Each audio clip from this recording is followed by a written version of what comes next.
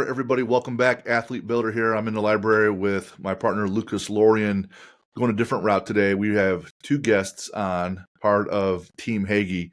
We have Mark Hagee and one of his sons, Morgan, and they are specialists in the kicking world with football, so punting and kicking. The other son, John, is also an excellent kicker. So today we're going to go a little different route, not just so much strength and conditioning, but there's a lot that goes on with every athlete physically, but also mentally. And when you're a specialist, it can be even different because if you're just watching from the sidelines or TV, it looks like a lonely island out there sometimes for those guys. And so there's a lot that goes into that mental game that we're going to get into in the background. A little bit about Mark. He's been in the game 30 plus years, working with youth, high school kids. Both his sons kicked in college. He's worked with other college athletes and people at the NFL pro level, running camps with people from all ages. So also males and females in the kicking. We have Morgan, spent his collegiate career kicking for Ball State, kicked against Notre Dame and other notable places. So we'll be asking questions about that. But the family themselves, they run Hagee Kicking, specialist that's been around for a good long while, coaching kids all through the Midwest, but focused mostly in Indiana. So we're lucky to have Mark and Morgan on today with Hagee Kicking. Fellas, thanks for being here so much. I know it's always hard to coordinate things, but we really appreciate you taking the time and lending your ideas and expertise to us and our listeners that are athletes trying to work better in the field. So thank you very much for being here today. Welcome. Thanks for having us. Yeah, thanks for having us. You're welcome. Well, yeah, we're welcome. Just getting right into it. I always like the backgrounds, the what fors and the whys. So, Mark, you've been in it a little bit longer than Morgan. How did you guys get started in kicking and punting for with athletes, and then yourselves? How'd that start? So I was actually a kicker in high school. I kicked at Plainfield.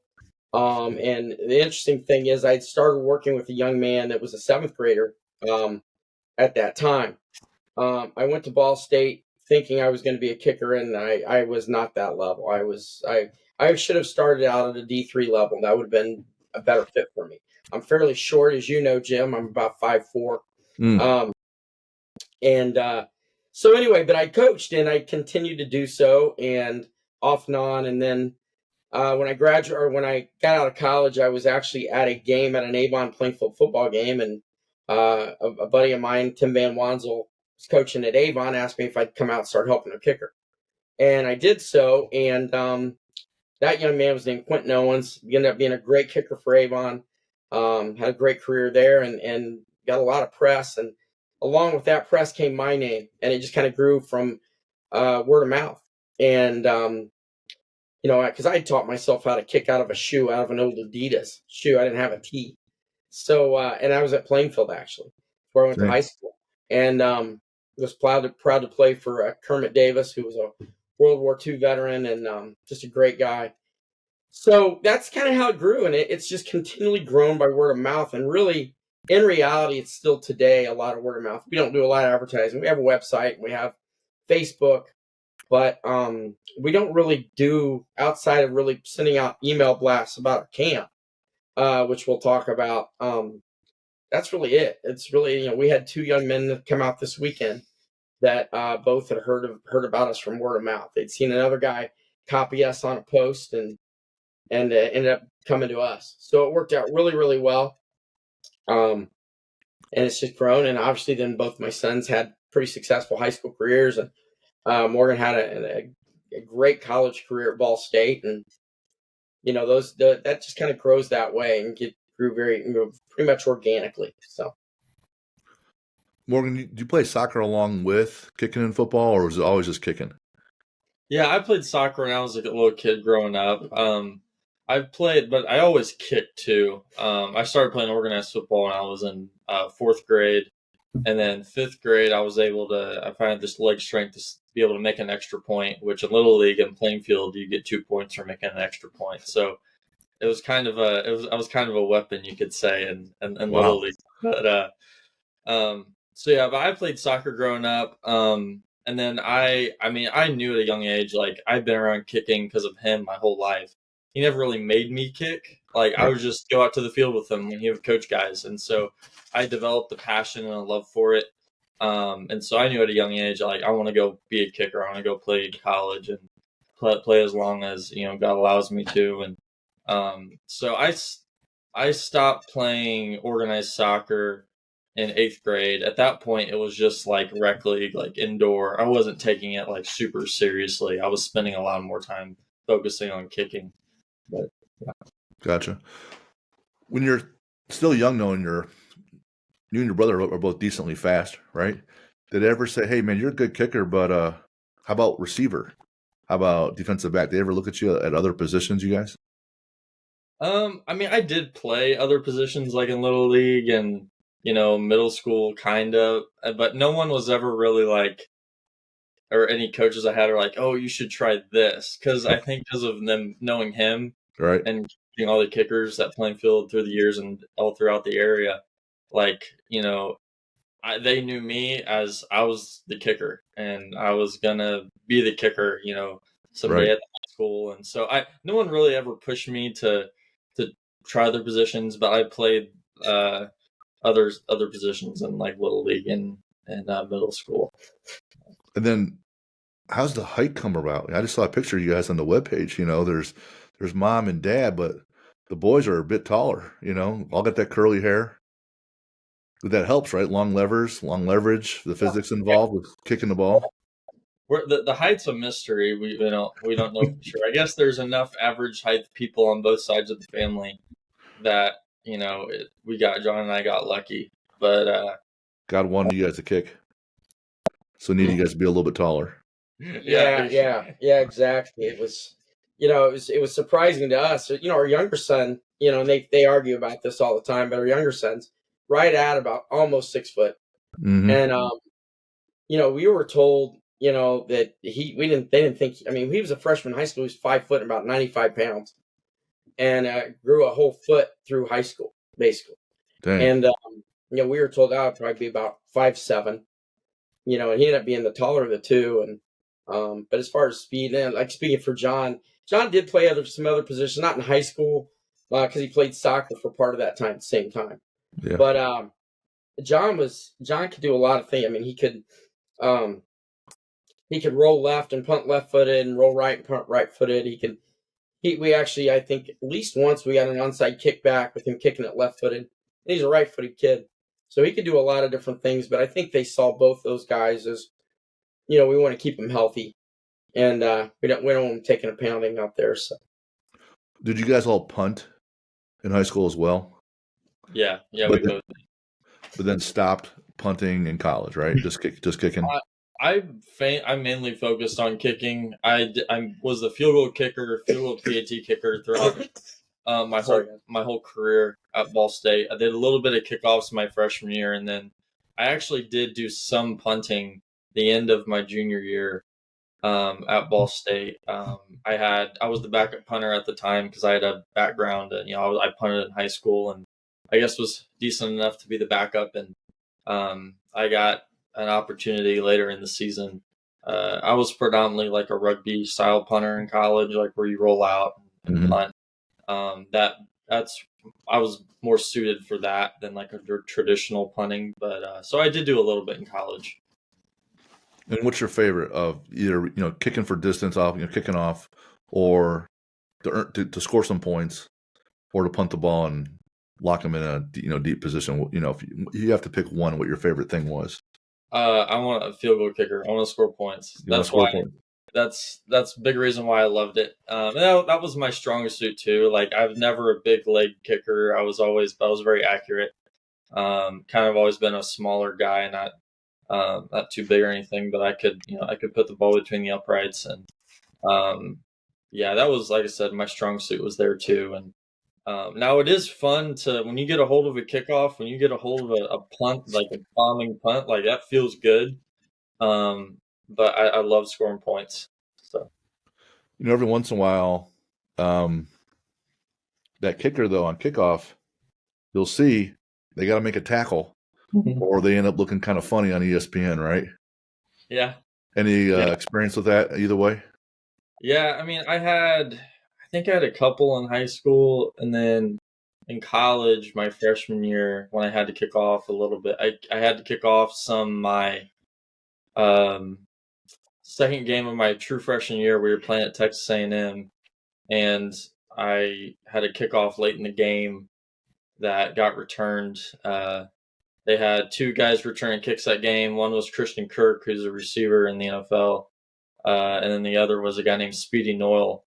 And they were both. Speedy was very speedy, and I thankfully was able to like use the sideline and kind of pushed him out of bounds. More like went to hit him and I fell off of him, but like my momentum somehow pushed him out. Funnel them to the boundary. That's nice. That's good. So that was my only tackle in my college career, but and it was against a guy named Speedy on the big stage. So I'll take it. I'll take it. I like it. You know, you guys talk about, you know, what you guys do, but there's got to be a little bit more to the why behind it, right? So, like, internally, it's, you know, the Hagee last name is synonymous with kicking now, and it's not necessarily part of your identity, but a little bit. So, what's the big driver there on why are you guys doing what you do with kids and, you know, internally? We like to teach. We consider ourselves an organization that's really focused on teaching the art of kicking and punting. You know, we do a lot of one-on-one stuff, a lot of, we do a camp, but everything is extremely for kids because we want kids to be able to, be able to come see us, spend a day, working with us, and then be able to afford to come back because that's really our passion. We want to make kids better. We don't care, and we're not trying to make kids Division I kickers. If a kid has that talent, through coaching, it's gonna work out for them. But we coach. I've coached kids that never played after high school, but my goal all along, and always has been, was to make sure they liked it, they had fun with it, and and sometimes you have to take control of the situation. Sometimes parents are a little overzealous, and what they want for the kid as opposed to what the kid wants and things. But again, we just love coaching. Like I said, we coach, and we have a girl that's a kicker at Park Tudor that is named Paige Dill, and she's about 5'11", and she can kick the ball 50 yards. She goes out on kickoffs, and she doesn't run off the field. She's plays safety, and she's made tackles. She has no fear. But we enjoy it. The goal for us is just see a kid improve, and know you're mentoring that kid, and you want them to be the best person they can be, and you can do that with coaching. Kind of drive them, try to keep that kid on the straight and narrow and stuff. So That's the same with you, Morgan. Anything different there?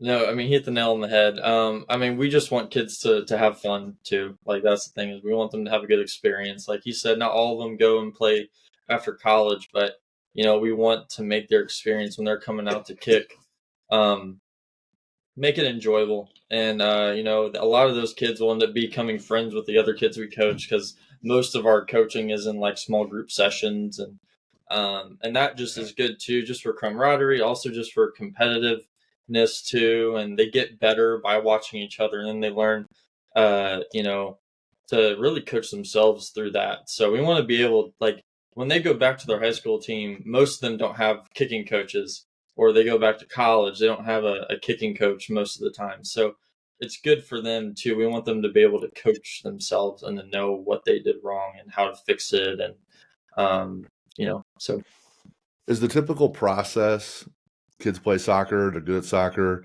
someone talks to them about kicking because they have a good leg, and you guys kind of like discover them or the talent, or maybe they like it as well, or maybe the football coach says, hey man, we need someone to kick off here. Is that, how do people farm out new kickers? It depends. We've had a few that weren't soccer players, but a few good ones that weren't soccer players.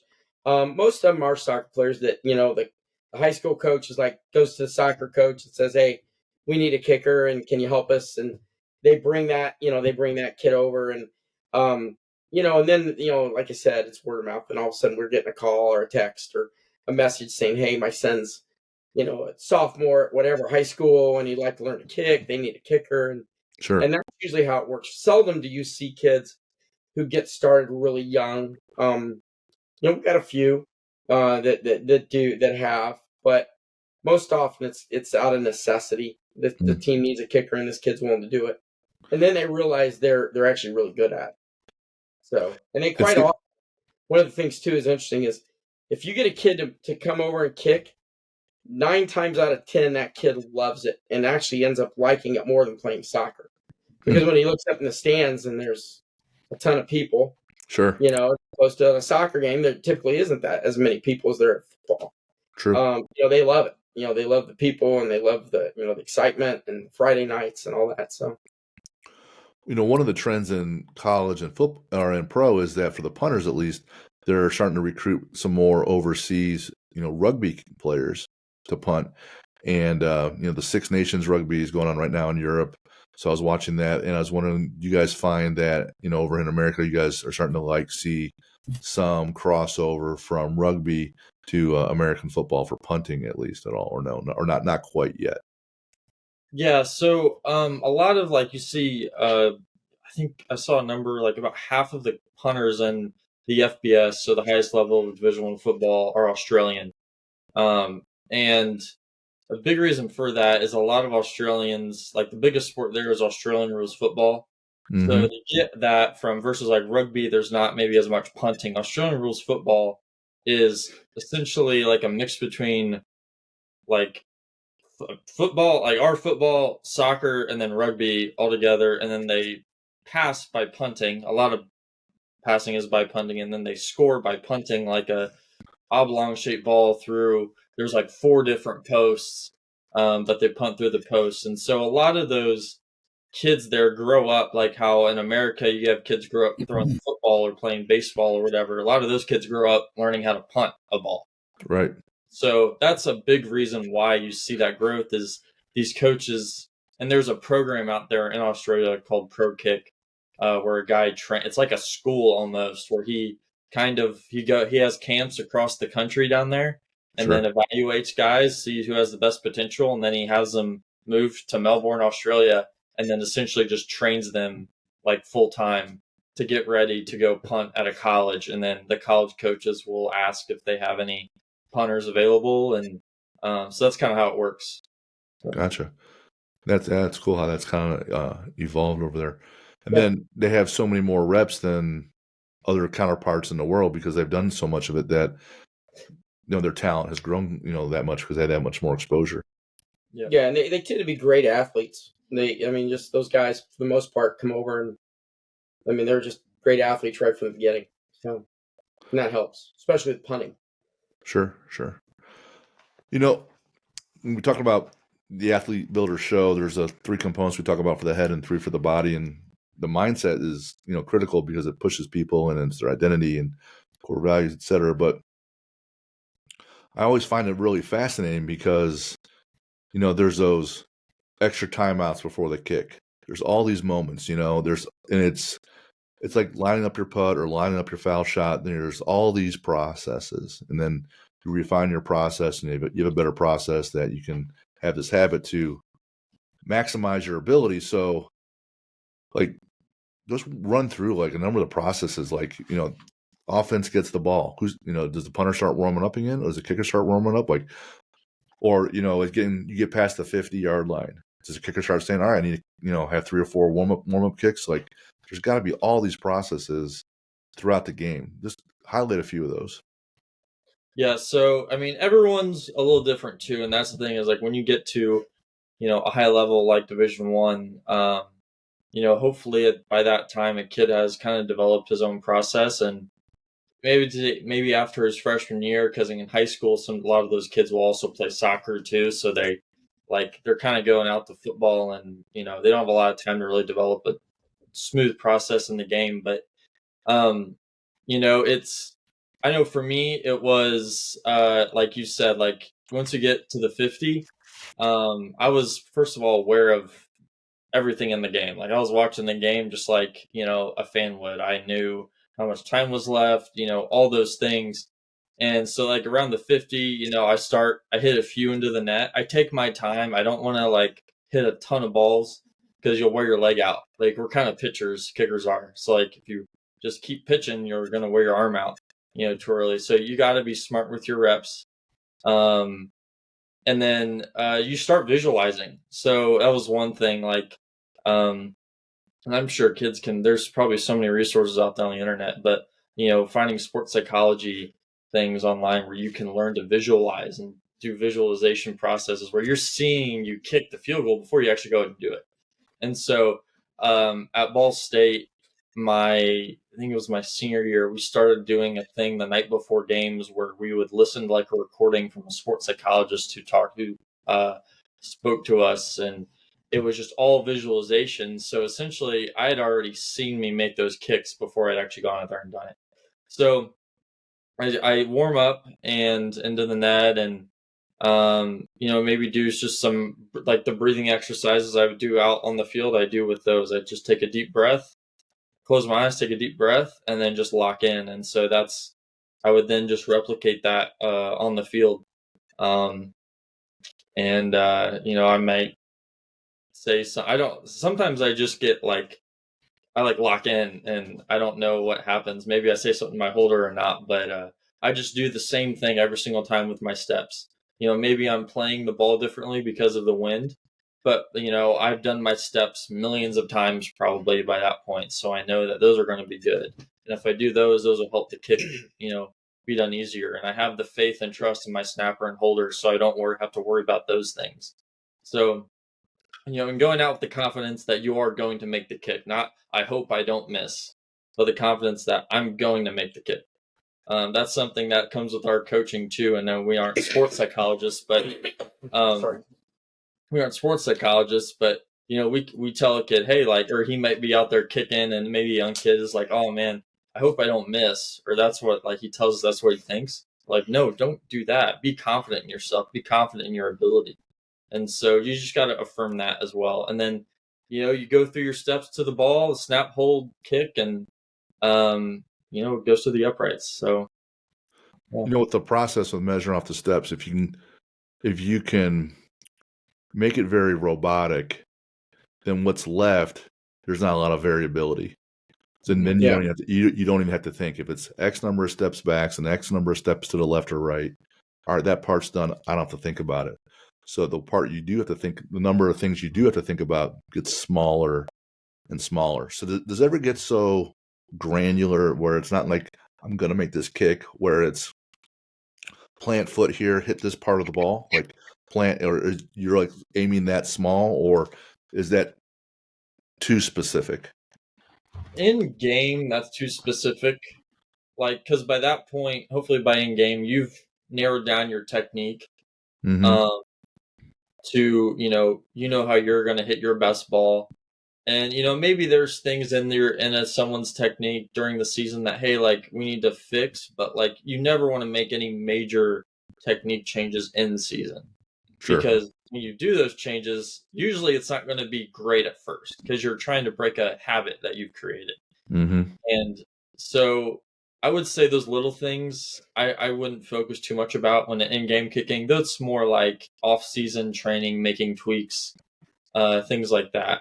So you mentioned the breathing and the focusing, and then whether you say a word or not. Some might have a mantra, if you're at the plate for baseball, you might say drive the ball or something like that, or drive, or a lot of times jacks might be at linebacker, it's fast and physical.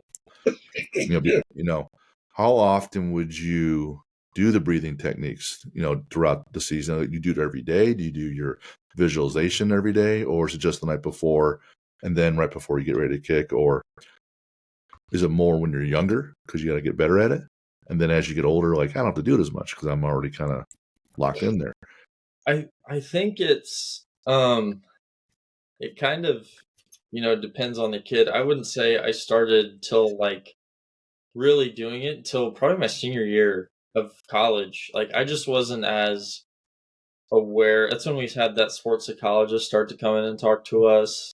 Mm-hmm. And I mean, I had known just kind of very basic things, when it comes to confidence and, kind of seeing kind of visualization beforehand. But when I did that, like it kind of helped me narrow down everything in that sense. So I think it just depends on how serious the kid wants to take it, or like what his background is and like what he knows too. So about visualization and breathing exercises, and like really like what I did was I would on the sideline I would kind of like slow my breath down, try to work on slowing like my heart rate down, things like that.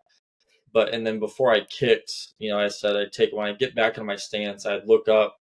I think I'd close my eyes maybe too after I looked up, and then I'd just take a deep breath. Felt like the breath just going all the way down my body, just to kind of help relax.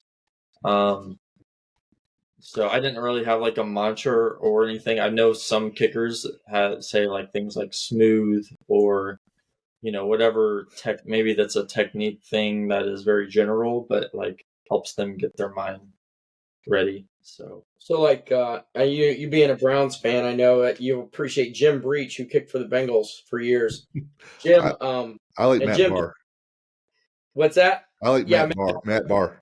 Jim taught me a lot of believe me, a lot of the intricacies of kicking. And Jim would say slow because he had a habit of getting jumpy, and when he's waiting for the snap, and he would say slow, and that would just remind him to settle down. Right. And obviously Jim's one of the better kickers to ever kick. Sure. So but everybody's different. We'll tell some kids if they have a habit to try to help get them doing what's right, in a technique or something. We'll tell them, hey, when you start thinking this, when you're back there, you need to think this or whatever. And, certain things that are specific to them. Gotcha. Well, confidence comes from reps. Like the first time you hit one from 45, you're like, oh, shoot, I actually did that. Then you start hitting, 8 out of 10 from 45. You have more confidence. Before you can hit from 45, you probably you definitely need to visualize, hey, I can hit from 45. Yeah. So even though you haven't quite earned the confidence yet, in your mind, you're developing that subconscious that, hey, I can and I could do this if I'm just put in that situation, at least in practice. Then you have enough reps where you actually do it, and then you keep continuing to evolve. The breathing is important right beforehand, because if you're tense, then your muscles shorten, right? And then it changes the length of your stride and how powerful you're going to be when you make impact. Whether it's that or if you're swinging a baseball bat, if you get tensed up, you're going to shorten your swing. So the breathing helps calm you down so your muscles can do what they're optimized to do, right? Right. And as you pointed out, practice too. That was something I did as well that season. But like, I think it was Tuesdays, we did our field goal period during the week, and I got 5 kicks, and I would do that same breathing exercise. Now the tempo is different than in game because we're hitting 5 like straight kicks, bang, bang, bang. But I would do that same breathing exercise before every single kick. I get back on my stance, take a deep breath, and then, treat that just like the same as every other kick. So, I like how I'm always amazed and so in awe of athletes and their relentless habits. And like Tiger Woods spent the most amount of time playing in the rain, so that when he had to play in the rain, it wasn't a big deal. He knows how his swing is going to be different, and how he has to wear the different clothing. But do you guys keep a notebook? Hey, when it's cold, or when it's wet, or when it's super hot, or I'm tired, or there's jet lag, or maybe I have the flu, but I still have to kick. You guys like, hey, here's how I need to adjust during different conditions, because it's a completely different animal, right? Than kicking in a dome than outside, in the Midwest when it's windy in November. Yeah. So I wouldn't say we have exactly a notebook that we keep track of, but there are general things that we do teach kids like in those situations. I mean, right now, like winter in Indiana, is so unpredictable. And what's great is like we still have kids that want to get out and kick. It could be 20 degrees out and windy, and like these kids are still like, oh, I want to get out and kick. And it's like, okay, cool. Like, and we get out there, and what's awesome is you see these kids have great days at kicking right now. Like, hey, maybe the ball isn't going as far because it's colder and that ball doesn't have as much give, but like they're still hitting the ball clean. And like, that's something that we remind them too. Like, hey, like when it gets nice out, like, nothing, like your technique shouldn't change based off conditions. Yeah, you might have to play the wind. You might have to change your target line on like a field goal to play like, whatever way the wind's blowing, or if the wind's in your face, knowing where your distance, your max range is at, and maybe if you do have to you're hitting a longer field goal in your range, you may have to try to drive it a tad bit. We do teach those things, but I've heard of other guys that I trained a few times with John Carney, who kicked the NFL for a long, long time. He trains guys out in San Diego, and he kept a journal. And then I think another guy, Matt Stover, did the same thing too. He kept a journal of every single stadium in the NFL, and every time he went to kick there, he wrote like how he was kicking, how he kicked that game, like the wind, all the conditions, and so that way he could refer to it the next time he played in that stadium, and like, oh man, this is the grass in this stadium. There's certain things you can teach like a high school kid. There's certainly, you can get very you can go too far with it, because obviously guys at the NFL level can get all the different kinds of studs and cleats and all the equipment that they need. But those guys I just mentioned, like, they kept chart of everything and knew what they had to change with, maybe like if it was really muddy, they had to shorten their steps up, all that types of stuff. So yeah, that's the expert level knowledge component. It's not the leg drive, it's not the technique. It's a knowledge of all these little knickknacks. One of the examples I love is that in tennis, Agassi would play Becker. If you guys follow tennis at all, right? Yeah. And Agassi was a great return of serve hitter.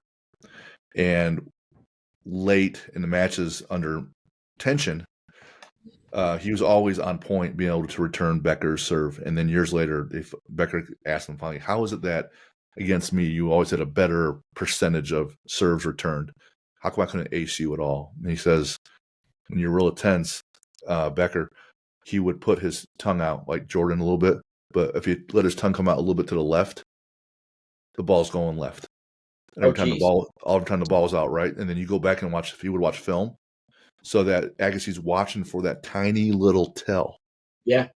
Right, and you keep a notebook on these things, whether it's the stadium out in Baltimore or the stadium out in San Fran, or if you're playing Becker, and it's that tiny little piece that gives you another edge, that gives you that inch, which ends up being critical, and you win a Grand Slam. Yeah. It was, that goes down the line of all athletes. Everything's, the time a pro athlete spends on their craft is unbelievable. At least one that's in there for a long time. Right. Because it takes what it takes. Yeah. And it takes that level of obsession to be in that fraction of a fraction of a percent of the population that plays. How about when it's a big game and you make this kick, you win, and you go to a MAC championship, or you make this kick and you get to go to a bowl game, or you make this kick and your team's going to the playoffs, or Norwood, wide right, Buffalo Bills, people still know his name, right? I knew them because I was a kid. What's the your heart rate's going. You hear the fans, you hear the boos, right? Yeah. And you want to be as robotic as possible. What's that like, Morgan, when you're kicking the 80,000 people in Notre Dame or down Texas A&M, and people are like cheering against you? They're doing this, they're doing all the crazy things, People doing push-ups in the stands, and throwing stuff and beach balls, and girls are taking their shirts off down south, like all these things that distract you, and you got to kick this little ball through this upright to get 3 points. Like, how do you focus? Kind of like what I said, you treat it all the same. My mindset too in those, especially in those places, like, growing up being a big football fan, college football fan, like I tried to enjoy every single chance I got out there. So like, you have different guys handle it different ways. It's all strictly business, and like I was that way too. Like, it was business, but I also wanted to enjoy the moment, and that helped me be able to do my job best too, because it took, I guess, kind of the seriousness, the tension away from me, being like, oh, at the end of the day, this is a game, this is a child's game, and I get to kick, at Notre Dame, I get to kick at Texas A&M. Like, I remember at Texas A&M, and this was my second game in college. Like 3 football games ago in my career, I was playing at Plainfield High School, and so like now 104,000 people at Texas A&M.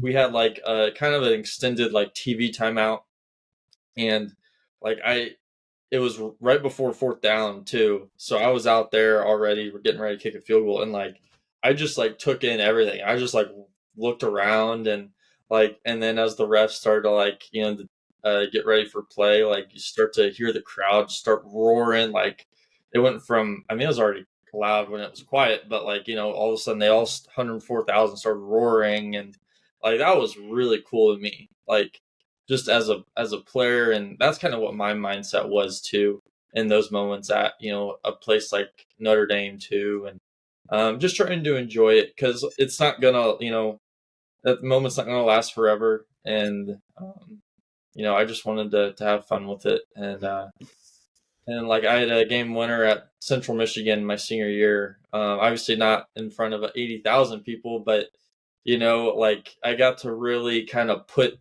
things into really practice or situation there.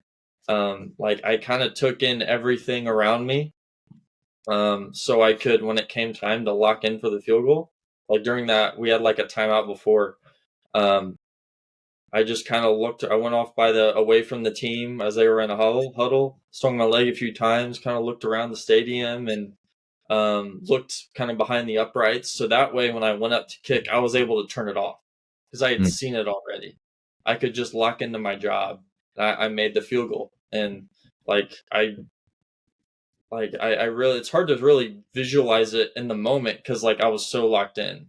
Like it's kind of a blur a little bit, but what I tell athletes, they'll feel that tension rise because they're worried about a negative outcome. Yeah. And if you're enjoying the moment, or if you have gratitude that you're in this position, then that means you're happier there, whether it's a bad or good moment. So then the tension goes away, or at least gets decreased, because I could miss, but you don't think that hey, I'm happy to be in this spot. I worked really hard to get here. I'm happy to have this kick that could win the game. I'm happy to have this kick in front of 105,000. I'm happy that they're cheering against me because I worked hard to have this. Yeah. So then the negative feeling goes away because you have a sense of gratitude.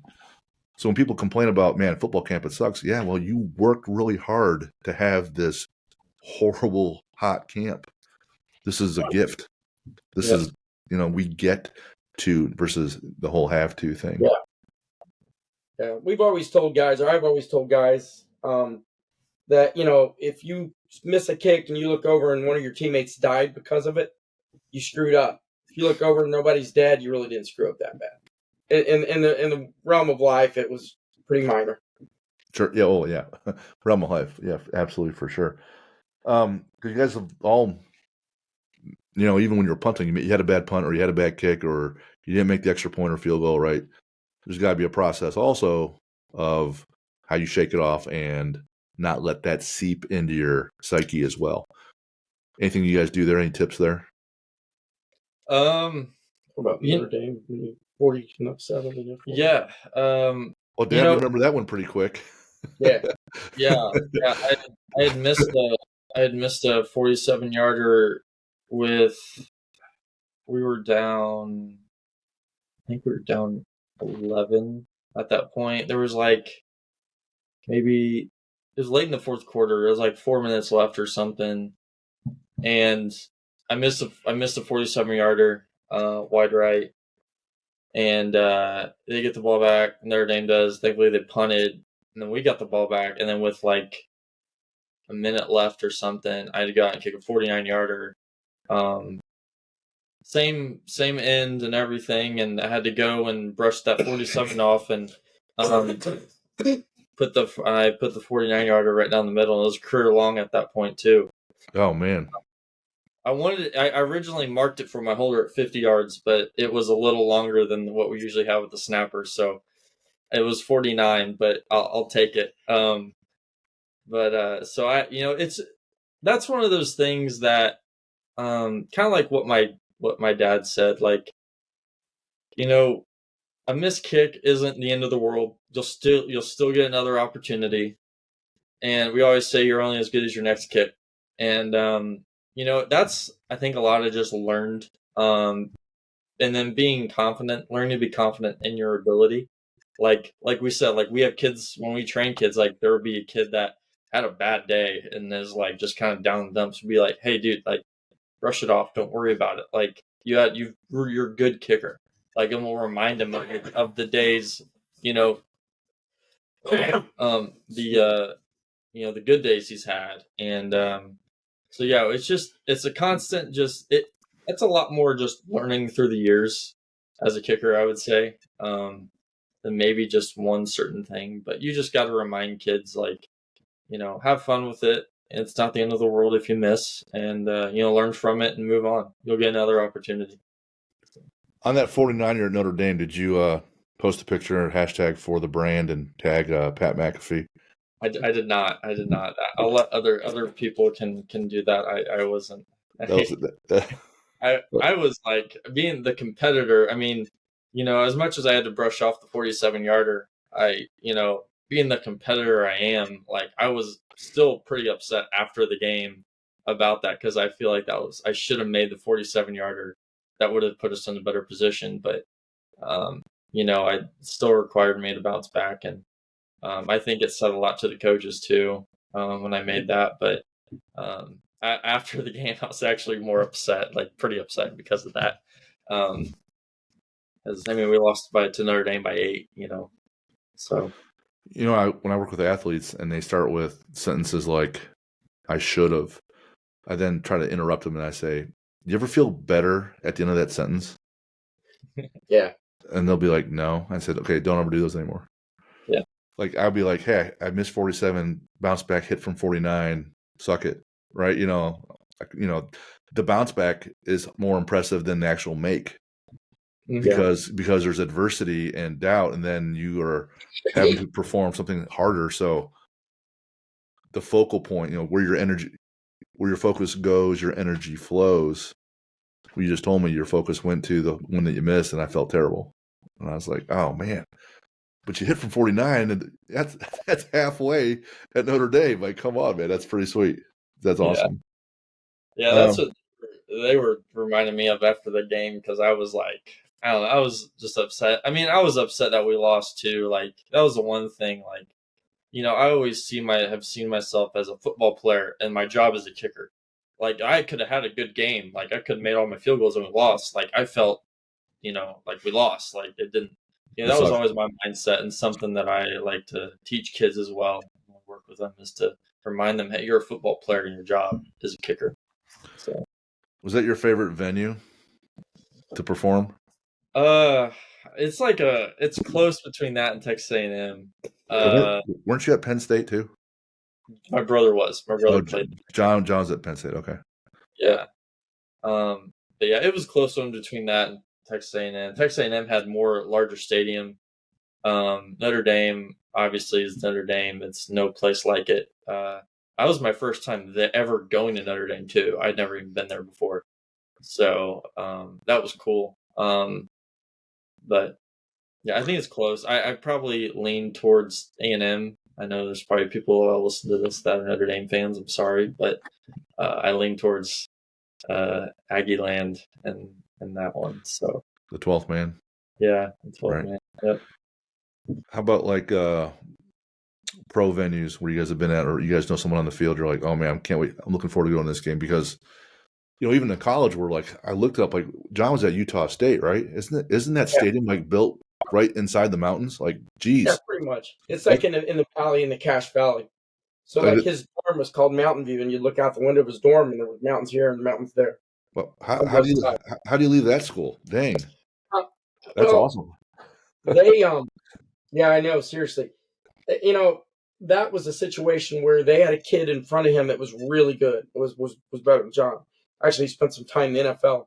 And so they wanted to try to separate them in class. Mm-hmm. So in other words, John would stay a freshman for like 2 years. And it was even beyond like redshirting. It was something else. So John was like, I just want to go to school. John's whole thing was to, he's in optometry school down at IU, and he wanted to be a doctor. And so he didn't really. Matter of fact, one of the coaches even said, you could potentially play in the NFL, and he's like, I don't want to play in the NFL. I don't have any desire to do that. So there you have it. Yeah, so that was interesting. So when you're building the athlete physically, because it helps, because when I work with athletes, if you're 5'4", like you said, you're probably not kicking the NFL. So what are you guys looking for? Someone that's 6 foot, can trap bar deadlift 2 times body weight, a lot of flexibility, because you have that, not necessarily, the splits, but pretty close on a kickoff or a punt, like a punter almost does, right? What are you guys trying to build there physically when you are, building those athletes to punt and kick? I would say there's like a certain size that we look for. I mean, punting, it helps to be tall and long, kind of like a pitcher. You got long levers. You can be a good, you can have a really strong leg and hit the ball high as a kicker and be like 5'7" and 165 pounds. I mean, Jake Elliott, who kicks for the Eagles, has had a great career for them for a while now. He's like probably 5'8", 165 pounds. So Charles Campbell. Charles Campbell, who kicked at IU, then this past season kicked at Tennessee. He's probably 5'8", 5'9", and he's like 5'7". Okay. Yeah, he's little. But he's not very big either, and he's had a great career. And so I wouldn't say there's a certain body type you look for. I mean, and that just kind of just gets you in the game a little bit. But you can have there's always the anomalies on that bell curve. Some really tall, some really short, but they have other things that separate, that are that gives them the competitive advantage. Yeah, and I mean, I think a lot of it comes from like their however they are as an athlete, like just how's their, naturally, as genetically, like everyone has their advantages and maybe disadvantages, and so you try to work with that and personalize our coaching based off their strengths and their weaknesses, and a lot of just training, I mean, it's muscle memory. Like punting and kicking is, you want to be able to do the same thing, look the same every single time. So doing working drills to, train that, like, and let's say they have a bad habit. All right, we're going to train that good habit again and again and again. Your plant foot's really close to the ball. All right, we're going to put like tape down there for you to move that when you go to kick, put your plant foot wider. Things like that. And, when it comes to like building the athlete, I mean, obviously we aren't, strength coaches or certified strength coaches by any means, but, there are certain things that we can recommend for them. And, if they're, a lot of those kids play soccer, like I said, too. So most of those kids in high school will be working out like with soccer, and then they kick because that's all the time they have. And so there's exceptions there, but I try to like tell kids that want to go play in college, like try to tell them, hey, this is what you should expect as a, when it comes to the strength program. And so that way they can start that stuff before they get there. And usually those programs will send them a workout plan anyway, to start. But, like leg strength's got to be huge. Core strength has to be huge. Flexibility, all those components. You have to be able to exert force. If you can barely squat 135, that's not going to be good. That's not going to correlate well, right? That's interesting, because one thing I was wondered was, when we trained guys at the schools, the colleges I've been to, they would do what everybody else was doing, so there wasn't any specific training protocol for those guys. But it was quite interesting whenever I'd be up on the field and we'd get done with our runs and they're doing their extra long snaps and punts and all that. I would work with them with that, and they would teach me how to do all that stuff. And I didn't realize how much went into being able to get in certain positions and being able to use. My hips hurt real bad when I learned how to do it. I didn't realize how bad, especially long snapping, my hips were smoked from just being in that position. My lats were sore. all that good fun stuff. And so I was just wondering, is there anything that you guys specifically try to aim for? Like, is there any hip mobility stuff like that you guys try to target and hit specifically as specialists and kickers and long snappers, stuff like that? Yeah. So, I mean, a lot of, I teach kids. I was always a big stretcher, like when I was playing. So I always did a dynamic warm up, a little bit of static stretching, and I always tried to foam roll before too. And so I would try to hit everything. I would try to hit, the hips, doing a lot of like, I tended my hips, especially my plant leg, my hips would get tight. And so I would try to do a lot of like pigeon pose and do a lot of trigger point with like a lacrosse ball and all that stuff. And, can stretch a lot, stretch all the time. As funny as this sounds, I started to gain flexibility when I was in high school. A guy that he coached, I was in college and I was in high school, told me that what helped him out was stretching in the shower. As funny as that sounds, the heat from the shower helps your muscles. They're warm. Elongate, yep. Yep, you can gain flexibility that way. So that's how I gained a lot of hamstring flexibility, was by doing that. And then just continuing to do that, doing that after you kick, doing it after you work out, stretching out, doing band stretches. At Ball State, after every single workout and almost every single practice, we did a band stretch. And my strength coach at Ball State, Ben Armour, he's at Duke now as an assistant strength coach, but he punted at Western Michigan. So it was great to have a strength coach who was a specialist and knew how, the specifics that we needed, for, when it comes to flexibility. Like, he was big on that. And he showed me different band work for my ankle and foot strengthening, because as a kicker and punter, you want to have really good controlled foot angle when you kick, and you don't want to get sloppy there. And so that helped really me gain a lot of strength and flexibility in my ankle and foot with that. And you want to train the whole body, because it's a whole body thing. Like, there's a lot of people think, oh, kickers, they just got to train your lower body and that's it. Well, no, like it's your whole body's involved with it. Like you said, your core, you're using your arms out to balance your, right. It's a one-sided exercise. So one side can get really strong. So you got to train that weaker side to be able to get a good balance and then, maintain that athleticism. So you start developing that imbalance, left side versus right side. Yep. Injuries coming pretty soon. So, you listen to receivers, and they have those jugs machines, and they're catching 100 balls a day, 200 balls a day.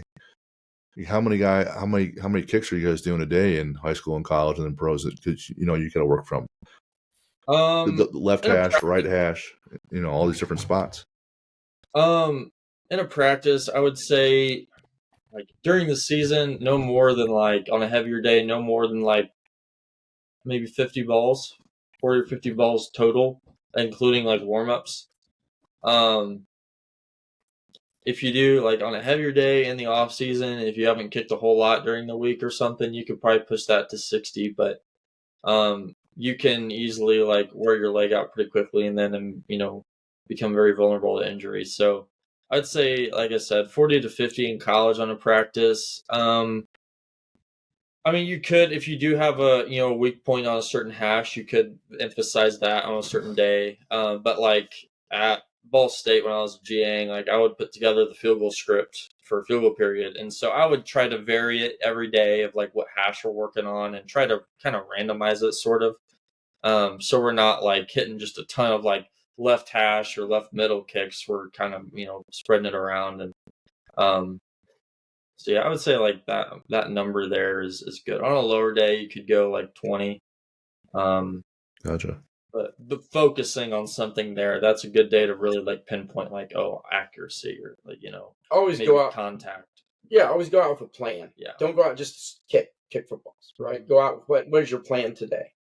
Gotcha. You guys, you didn't. I'm assuming there probably wasn't a actual kicking coach at Ball State, right? Correct. Yeah. So usually, like, the special teams coordinator just does the X's and O's for the punt and the kickoff teams and stuff. There really is no. You recruit a kicker and they go out and they just do what they do. Yeah, essentially. And there's some guys that know what they're doing out there, but most of them, know their limitations too when it comes to that, which is good. You don't want a coach that doesn't know what he's doing trying to coach you. So, we would have like film sessions and watch as a group, like when I was playing, and being able to like learn from each other too. That's a big thing, and that really helped us build camaraderie when in the midst of competition and stuff. So you guys are really in charge of your own unit, which is That's quite tough. interesting. Yeah, especially more so when I was playing, because like as I spent the last 2 years as a special team GA, graduate assistant at Ball State, so I kind of helped like run that group, especially at practice, like hang out with them and like make sure they were doing what they're supposed to be doing during practice. But like we didn't have that when I was in school. So, but yeah, I mean, for the most part, I would say you are running like your own group. So is that a consulting business where you guys offer that whoever the kicker is, say it's at Ball State and they don't have someone that's coaching them on how to kick, that they can call up Team Hagee and say, hey, what's a good practice regime? What is a good? You should have a plan. You can't improve your habit until you have a habit. So what is your plan? How do you adjust and tweak your plan? Is that something where you guys consult those guys at that level and help mentor them a little bit?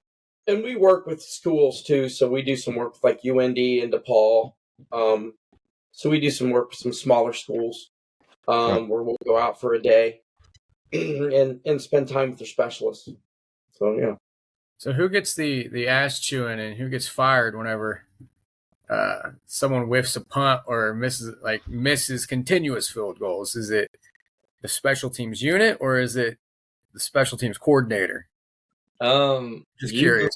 Usually the whoever's the kicker, punter, long snapper who keeps messing up is going to be the first one to lose his job. So because that coordinator's got to be able to keep his job. So and so his job's contingent on your job. So sure. I know one of my past coaches was also special coordinator, is also the running backs coach at Ball State my freshman year, and he had a sign up in his room for his running backs. It says ball security is job security for both you and me. So it is. That's kind of how it works in that business. So turnovers equals points for sure. With all that work and inflammation, how often or how useful did you find ice baths? Because a couple episodes ago, we had a guy on breath work and cold therapy talking about the benefits. Did you get a lot of benefits from that? Oh yeah, I did those like all the time. I loved them. I'm not one to like. I know there's some people that are very sensitive to like they hate getting in them, but I always enjoyed it, especially during camp when we're kicking a lot more. And it's hot. And it's hot out. You can jump in the ice tubs after practice, straight from the field, and that's great. I think it helped me out a lot. We had 5 of the linebackers on for episode 10, and I asked them, hey, anytime, any story you guys can share about kids screwing around, something funny. And they said that a couple times when they're taking a crap in the stall, someone would take a trash can, go over to the ice thing where there's like tons of ice, I guess, somewhere, a pile of it, and take a big scoop and then go over to the stall next to it and dump it over the edge. And it's landing on the kid that's taking a crap. Like, is that when you were there too, Morg? No, so they in the locker room now. It's like, well, in the bathroom shower section of the locker room, they have like a giant ice machine in there. They didn't have that when I was playing. But I didn't know that. That's funny. I mean, our offices were on the other end, so we didn't interact with the locker room too much. But that's always funny.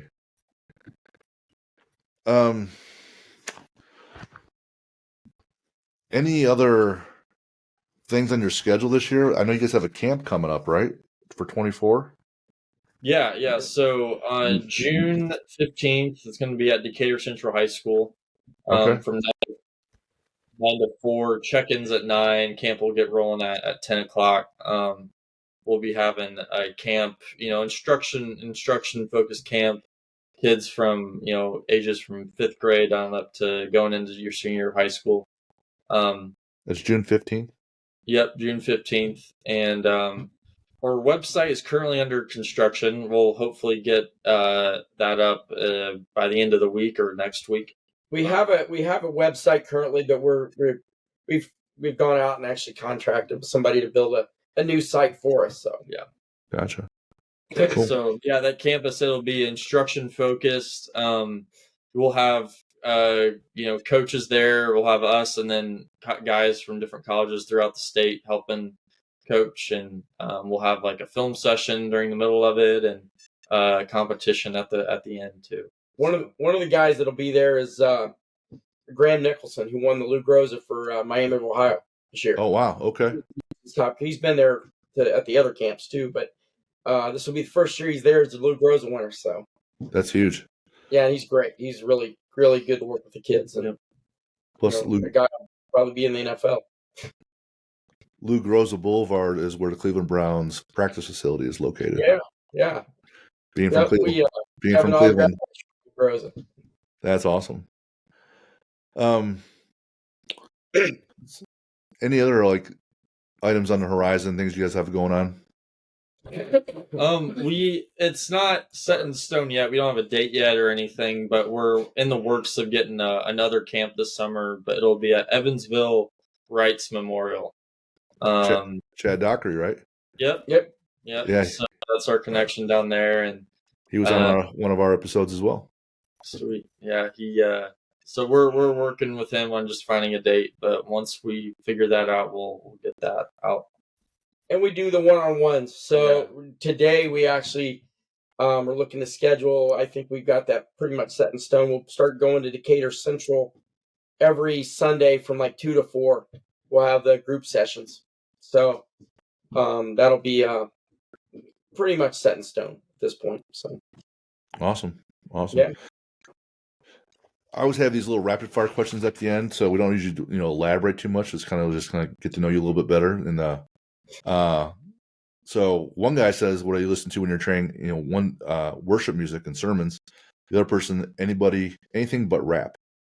Yeah, yeah, that's exactly right. No, I don't necessarily have a big problem with rap, but mainly I just listen to about anything. To be honest with you, I got a variety of stuff on my Spotify, whatever. So everything from country rock to whatever. Bucket list adventure. Who wrote parachuting? That was me. Me. I keep saying I'm going to do that. My wife wouldn't let me do it when I was younger, when I was really inspired to do it. She said, you're not going to die leaving me with the kids. So now that I'm a little older, I'll think about more. That's something I figure I might as well do. I've done it twice. And one time was MBA school. Another one was just right about a year before that. And, straight up for me, it's absolutely terrifying. Yeah. It was absolutely terrifying. That said the same thing. He said it was the dumbest thing he ever did. But I'm like, yeah, well. You fall for about a full minute and you hit like 120 or 140 miles an hour. Yeah. And then they pull the chute. And then once the chute pulls and it's deployed correctly, then there's a little sense of, okay, I'm probably not going to die. So then I'm a lot happier. Not today. Man, it's absolutely wild. Hike the Scottish Highlands. Yeah, I just think I've never been overseas before, and I think Scotland is just a beautiful country, and I follow different accounts like on Instagram. It's like one's like a Scottish castle thing, and they just show these beautiful pictures and scenery and so I just think it'd be really cool to go hike the Scottish Highlands someday. So, you ever watch Highland Games? Because we have a few of those contests at our gym. The guys in kilts throwing things.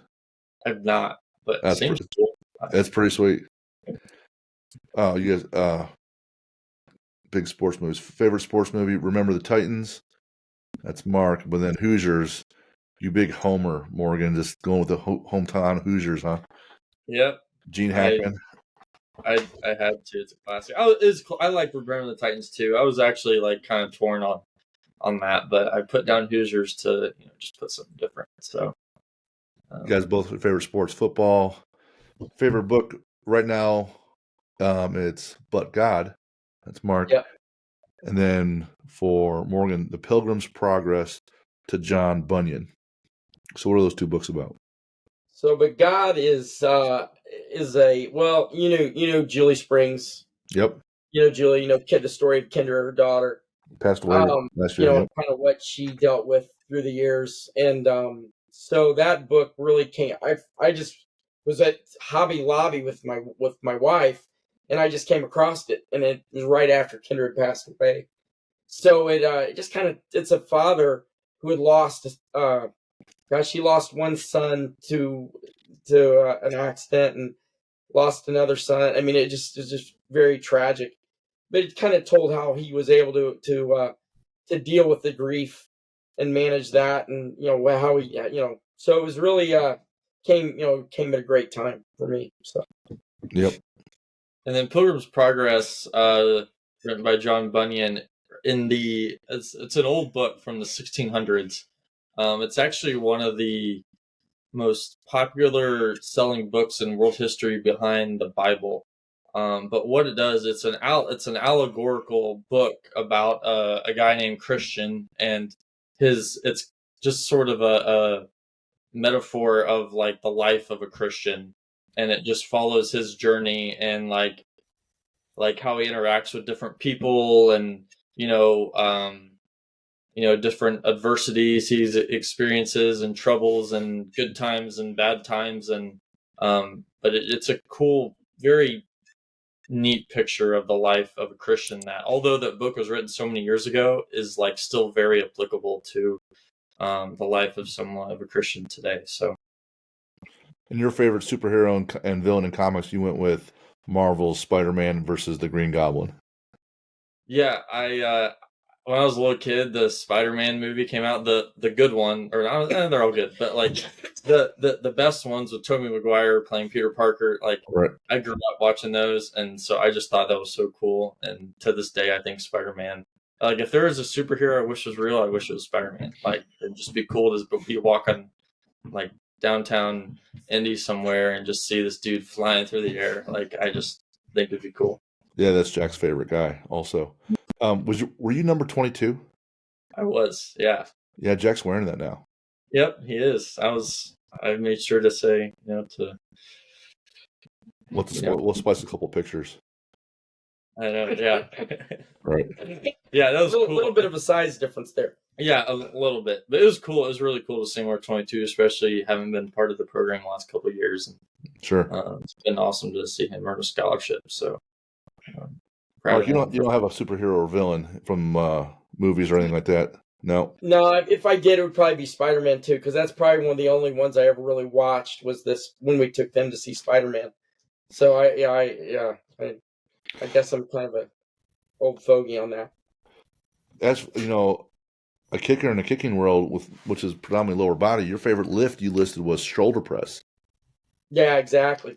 Because that's one of the things I can do. I don't have any cartilage in my left knee. I actually have a torn rotator cuff in my right shoulder, but somehow I can still do shoulder press. Gotcha. So, but I do strengthening stuff every single day with my shoulders. I did PRP a while back, and I think it helped it. But I have like 40% tear. Similar to me, I'll be 50 this year. It would be cool if we could continue to train to hit new PRs on strength and power and things like that, but it's just not going to happen for me. Yeah. So now we're training with different targets, right? We're trying to, longevity and range of motion and functional training. Morgan listed trap bar deadlift though.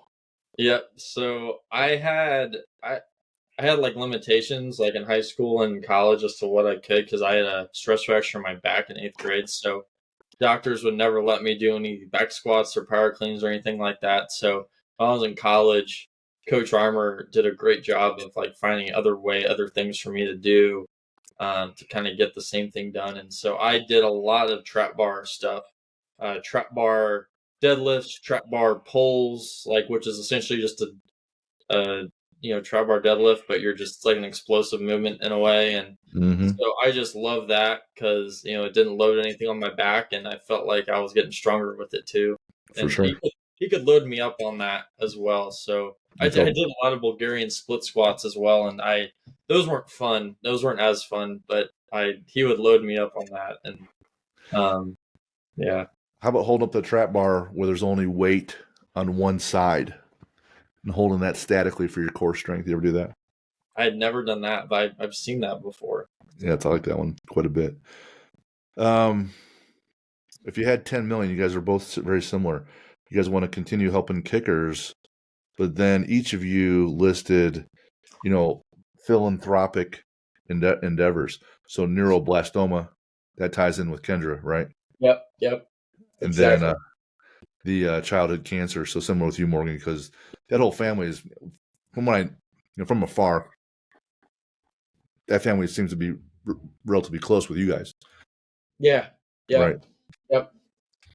We've spent a lot of time with Kendra and the family. Matter of fact, I think here in the next few years, my wife retires. I think we'll probably move down to Wilmington where they live now. Them being there is part of it. The other part of it's warm as opposed to the cold stuff we deal with. But we were very close. It's interesting. I look back. I taught Kendra how to drive on the interstate.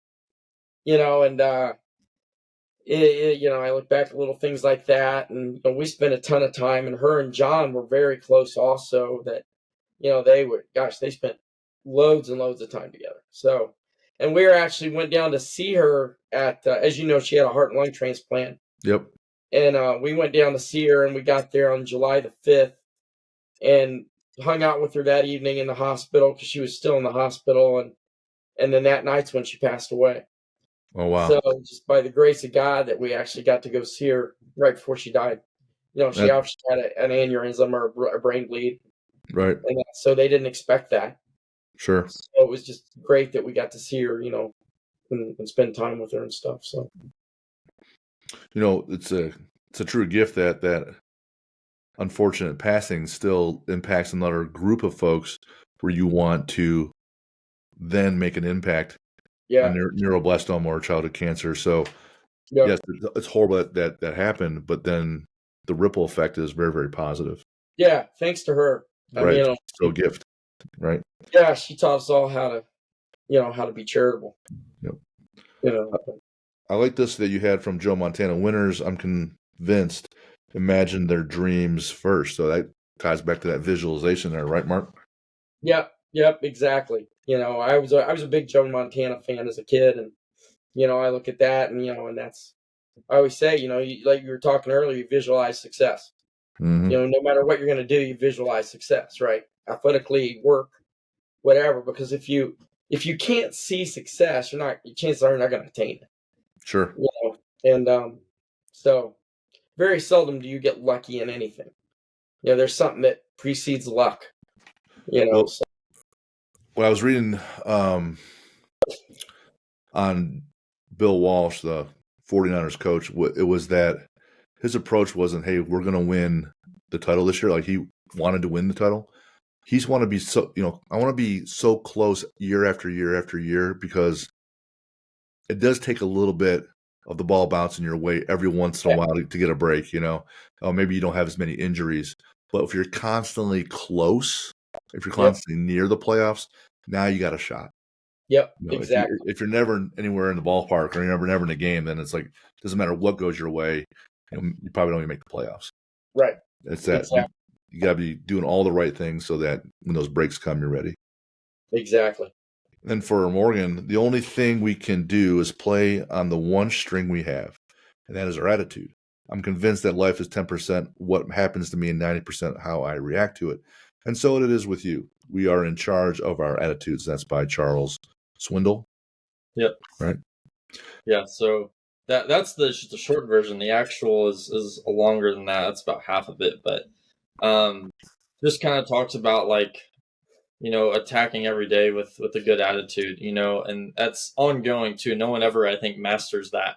And I heard that, back when I was, I think, a freshman in college, and it always just stuck with me because, things aren't always going to go your way. You'll lose loved ones, and, at maybe to an extreme, maybe you got a bad day, like we talked about on the field, or, but to have a good attitude about it, to, be grateful, for the opportunities, to go out and, play football or do whatever you do, being grateful that, woke up this morning, and finding those little things just to be grateful for, not letting maybe the circumstances sway you or bring you down too much, but letting your attitude just power you on through the day. So my I think it was my sophomore year theology class at St. Ignatius in high school. We had to read Viktor Frankl's Man's Search for Meaning. I don't know if you've heard of it or read it, but it's sold millions of copies. He's an Auschwitz concentration camp survivor. Goes on to be, a psychologist. Anyways, in the book, he talks about all the horrible things that occur there, right? And he points out that your last human freedom ever is the attitude that you choose. Yeah. You're walking into the chamber, it's the attitude you choose. You're getting up the next morning, or when you talk about your ladle of soup only has 3 or 4 peas in it, your attitude is your absolute last human freedom. And you can choose to have that regardless of anything that's occurring around you. So I would definitely recommend that book. You guys are full of faith. It's a faith-based book. You guys will get plenty out of it. Definitely. Hey guys, any other thoughts? Because it's been great. I like the insights, and it's a piece that I don't think gets as much recognition or attention, but there's so many lessons to be learned, and from the athletic side, the mental side, the teammate side. So thank you very much for the insights today, guys, and all the help. Where can we find you online? So they can go to HageeKicking.com, or they can go to Hagee Kicking on Facebook. Okay. And then they can also always reach out to us. My number's 317-408-3583. So they can always reach out directly to me. And then we're also on Instagram and Twitter as well. Just at Hagee Kicking. Cool. Normally I'm not coughing like this. This has just been a treat. Little gift. Cold weather. For those that are listening and they have questions about reaching you guys or questions in general, they can always get a hold of us at info@athlete-builder.com, and we'll point people in the right direction. Mark and Morgan, thanks again for the gift today. Truly appreciate your time and insights and expertise. It's really valuable. Thank you so much. Thanks for having us. Yeah, this was great. Appreciate you guys.